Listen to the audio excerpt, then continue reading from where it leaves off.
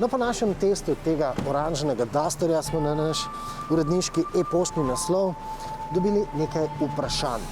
In sicer Irena iz Dobropolja nam je pisala, da bi seveda zelo rada izkoriščala nižje stroške pri uporabi takšnega utekočinjenega naftnega plina, ampak da je strah točenja takšnega plinskega goriva. In to nam je dalo misliti. Tudi sam sem recimo, preden sem prvič tankal, imel nad glavo cel kup vprašajev. In seveda zato sem šel prositi za pomoč in na koncu sem videl, da točenje utekočinjenega naftnega plina ni noben bav-bav.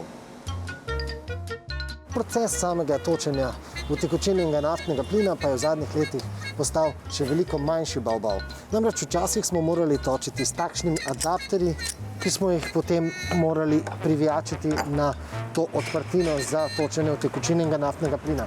No, današnji avtomobili na plin takšnih adapterjev skoraj da ne potrebujejo več in s tem je točenje plina postalo še veliko bolj prijazno in pa tudi varno.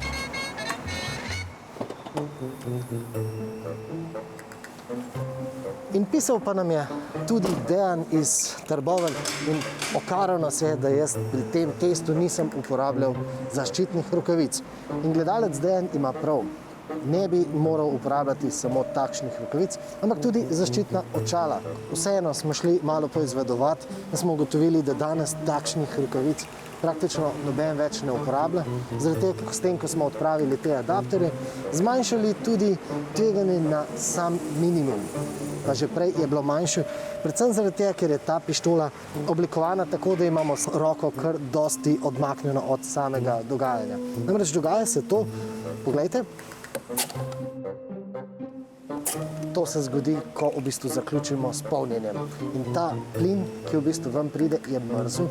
Tudi sama pištola je nekoliko bolj mrzla.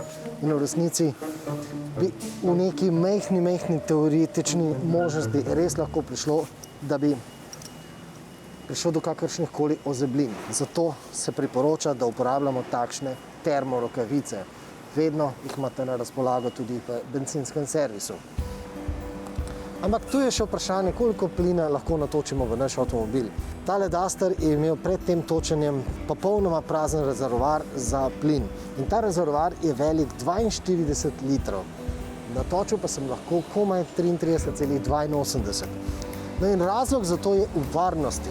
Namreč plin s temperaturo precej spreminja svojo prostornino in avto se lahko na soncu segreje in zato mora takšen rezervoar imeti tudi nekaj lufta, nekaj prostora, kamor se lahko ta plin, ki smo ga natočili v naš avtomobil, tudi razširi.